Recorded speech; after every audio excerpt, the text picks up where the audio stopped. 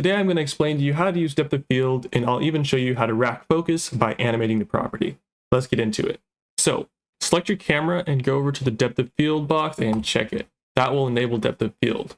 So let me explain these settings real quick and what they do. Focus distance makes about as much sense as you think it would. It focuses on a certain distance and blurs the rest. As you can see, I brought it down to 3.3 and it focuses here and blurs the background.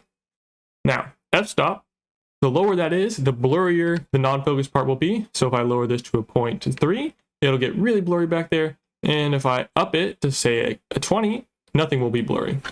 So the default is 2.4. That's generally pretty good, but sometimes it doesn't work depending on your scene.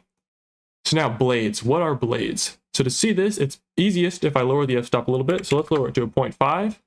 And blades will change the way the light works. So if I up this to say a 3 or a 4, as you can see, we have squares being created by the lights in the background. Whereas when it was a 3, they're triangles, and a 5, 6, 7, 8 will basically change them like that.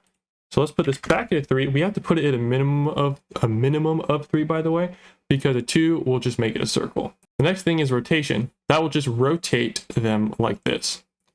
Simple enough. Then ratio, we can only go above 1, but that will basically change the shape of them slightly. And yeah, that's how that works. So now what if we want to animate this property? What if we want to be, because I have a camera animation here. So start here, focus on the foreground, and then we want to focus on the background by the end of it.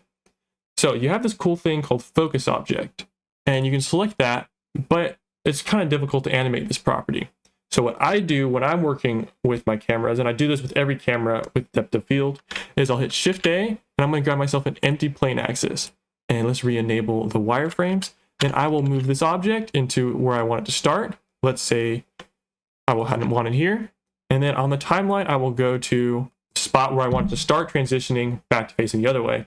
So if I want to start transitioning here, I can put I location rotation and then scroll, hit play, go a little forward. And by the time I get here, I want it to be focused fully on the background. So I will move the plane axis in 3D space to where my character is and then keyframe his location and rotation.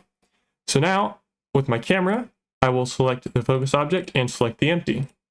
And when I hit play on the animation, it'll cycle through real quick and it will be focused on the foreground, as you can see here. Focus on the foreground, and then it focuses to the background just like that.